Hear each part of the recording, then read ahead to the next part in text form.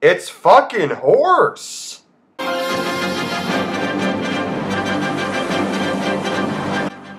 Superman, the biggest and most popular superhero of all time. Just coming off the success of Superman 1 and 2, Superman 3 decided to go in a different direction, and not a good one. Don't get me wrong, Richard Pryor is hilarious as hell, but this movie should not be a comedy. It's like they decided, what stupid shit can we make Superman do? Well, it's long overdue. This is Superman 3. So our movie starts off with one of the stupidest intros ever. It's just a series of unfortunate events happening, but in the weirdest way. They make Metropolis look like the most idiotic and clumsy city of all time.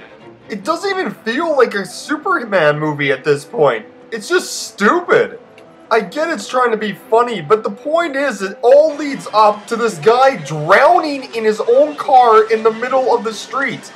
How do you drown in your own car in the middle of the street? Well, guess who comes to save him? Yep, Superman. And that is our intro to Superman 3.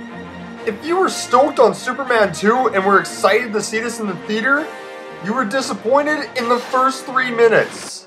Well, after that horseshit intro, we then get introduced to our plot of this movie. I think it'll make a terrific story. What's a terrific story? Oh, Kent's been invited to his high school class reunion. That's right. Say. Well, that's an exciting movie. Yeah, let's go see Superman go to his high school reunion. Oh, and it gets better. Well, Clark, you know, some people get to go all the way to Smallville, and then there are others of us who have to go to Bermuda. And that's it for Lois Lane. No, for real, she is not in this movie at all until the very last minute. As weird as it is not to have Lois Lane in a Superman movie, but you put her in it for like 3 minutes? On the other side of town, Gus, played by Richard Pryor, is a computer programmer who's pissed because he's getting paid like shit. So as smart as he is, he ends up siphoning just a little bit of money every now and then, just so he can get by. As Clark is making his way to Smallville for his high school reunion, tragedy strikes the small town as the local factory is on fire. Chief, how can I help? Get this man a helmet. Oh, it's you. Forget the helmet. Oh, it's you? You think the guy would be a little bit more excited seeing Superman?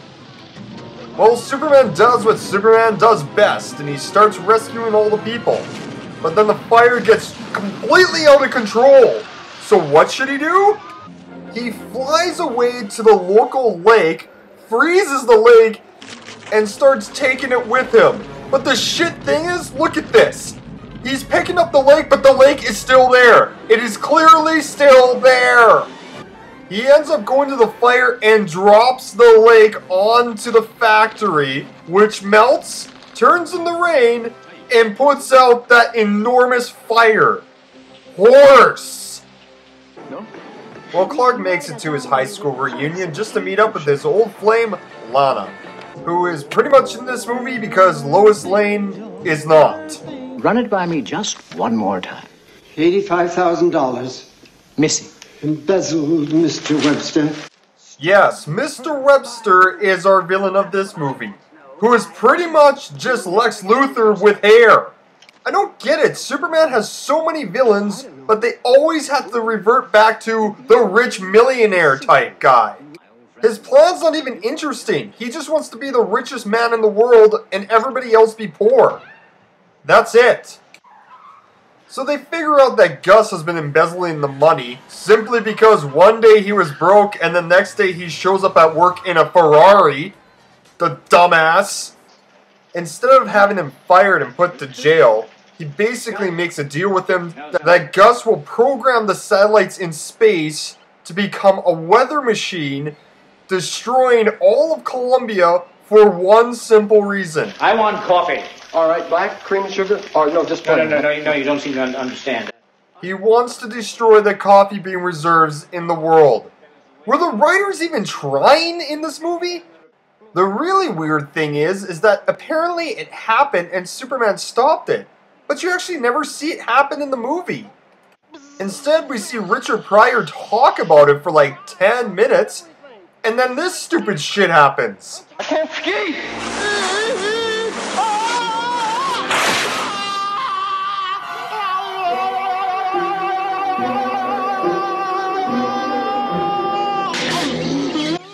Like, what is happening right now? Why is this all going on? How does he survive this? Why? I've almost fucking had it.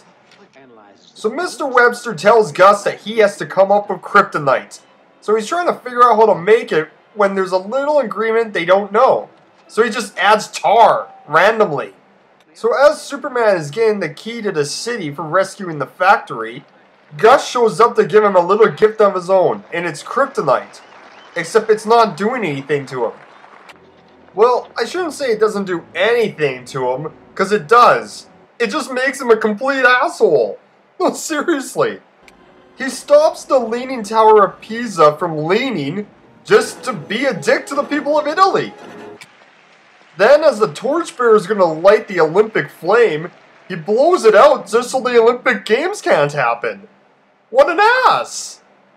He actually goes out of his way to cause an oil tanker to oil spill. Straight up just a dick move. And after that's all said and done, he decides to go get bombed at a bar. Is this really happening? He ends up leaving the bar and crash lands into a garbage dump, and this happens.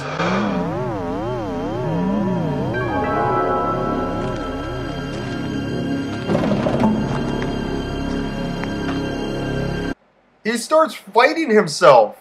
Well, this makes little to no sense. I mean, did the kryptonite do this? I mean, I will say that this fight scene is pretty intense. Like, they beat the fucking shit out of each other. But what the hell's the point? And how is this even working? How is he fighting himself? It just goes back to my point earlier where the writers didn't know what the hell they were doing, so let's just have Superman do anything. Well, after the epic 15-minute fight, good Superman kills bad Superman, and he just turns invisible and goes away. Random.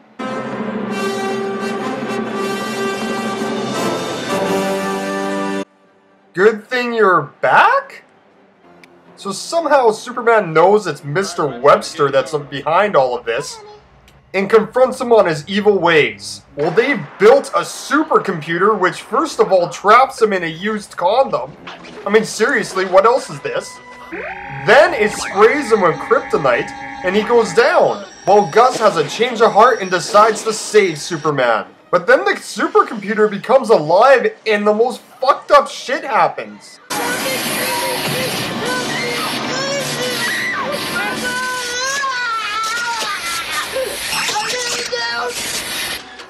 How incredibly ass is this bitch? She looks like something on a Spaceballs, not fucking Superman. Well, Superman stops the female Terminator robot thing, and then uses a canister of sulfuric acid, which he just randomly went and got, and starts to fight the computer from the inside. So far in this movie, he has fought himself and a computer. Force. Well, everything goes according to plan for Superman, and he destroys the supercomputer.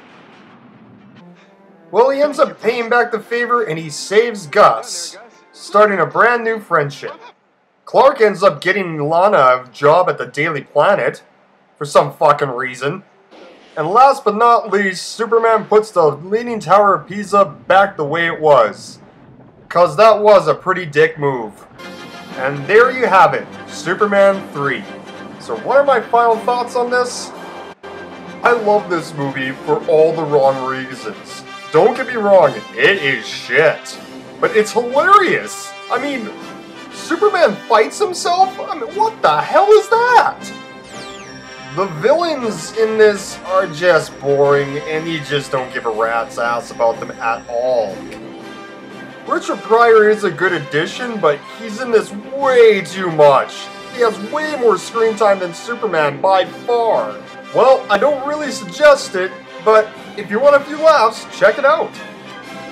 I give it a chick trying to seduce Superman on the Statue of Liberty out of 10. Stay tuned next time for...